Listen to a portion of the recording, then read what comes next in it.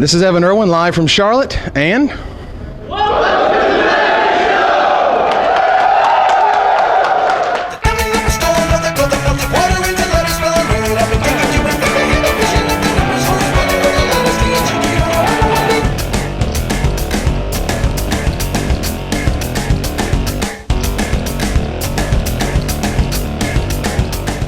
in this semifinal match, Chris does the mana building thing that he does so well with a second turn into the north and grapples himself a Highland Weald. Buddy joins into the mana acceleration party, tapping an unhinged island and plains for a Mind Stone. It would appear as if Slow and Steady wins the race in this format. Slow and huge beats, and Steady. Bonded Fetch on the third turn comes down for Buddy, showing his true intentions. He is playing the popular Reveillark Combo deck and is doing very well with it, undefeated on the day. Harmonize from Chris is met with no resistance, and he happily refills his hand with freshly drawn gas. Buddy draws from his hasty homunculus and discards a Mole Drifter.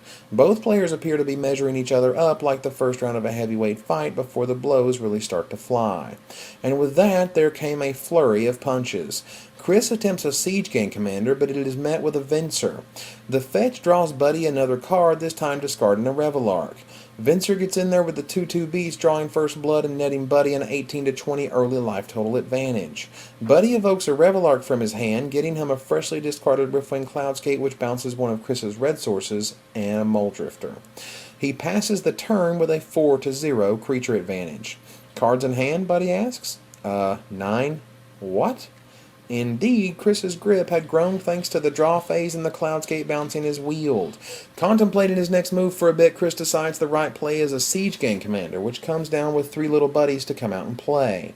Buddy beats for 4 with his Mole Drifter and Cloudscape, putting Chris's life total at 14.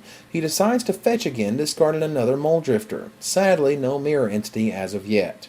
He decides to wrath the board and evoke yet another Mole Drifter before passing the turn, tapped out. Chris looks overjoyed by this opportunity to play spells without a troublesome blue mage to stop him. Chris takes a moment to review Reveillark's text box before deciding on a Wall of Roots, followed by another Siege Gang Commander before passing the turn. I wonder how many times I will say Chris plays a Siege Gang Commander before this tournament is complete. Buddy lays a land and sacrifices his Mind Stone for a chance at some new hotness on the top of his deck, but finds only lands. Buddy plays his second land of the turn, which is of course illegal. He picks it back up, but not before Chris notes that Buddy has an island in his hand. Buddy is not through, however. He throws a body double masquerading as a Reveillark onto the playing field. He also casts Marrow Wisp Sniper, the all-important win condition in the deck, and targets himself, undoubtedly looking for a mirror entity to get the infinite combo. After a short discussion on how Reveillark works with body double, which is pretty neat if I do say so myself, Chris demands his Goblin tokens and their fearless commander enter the red zone and fight for their honor. The 2/2 and one of the tokens hit the bin and 2 damage sneaks through. Yet another commander joins the party, and this time he brought the friendly neighborhood Tarmogoyf along for the ride. Buddy has 8 untapped mana, including the island Chris dutifully noted earlier, and decides to play a second Mind Stone. He has a body double copying Reveillark facing down an army of red and green men at Chris's beck and call. However, he has some gas left in the tank. He evokes a Reveillark and brings back a Venser and a Mole Drifter. Chris is having none of that. He attacks, careful to avoid dealing the fake Reveillark the 3 damage necessary to kill it, with lots of 1/1s and a few 2/2s. After the little red men are done doing their deeds, the life total stand at 14 to 12 in favor of Chris. Buddy does nothing of consequence other than digging for some answers to the oncoming army. And boy, does the army come next turn. 7, count 'em, 7 Goblin tokens, a Siege Gang Commander, and a Treetop Village enter combat. The village gets condemned to the bottom of Chris's library. Now all he has to deal with is the octet of goblins coming his direction. An active Forbidding Watchtower and a Reveillark take care of one of the tokens and a Siege Gang respectively. Chris throws a Goblin token for 2 to the dome, incinerates for 3, and deals 6 damage in combat.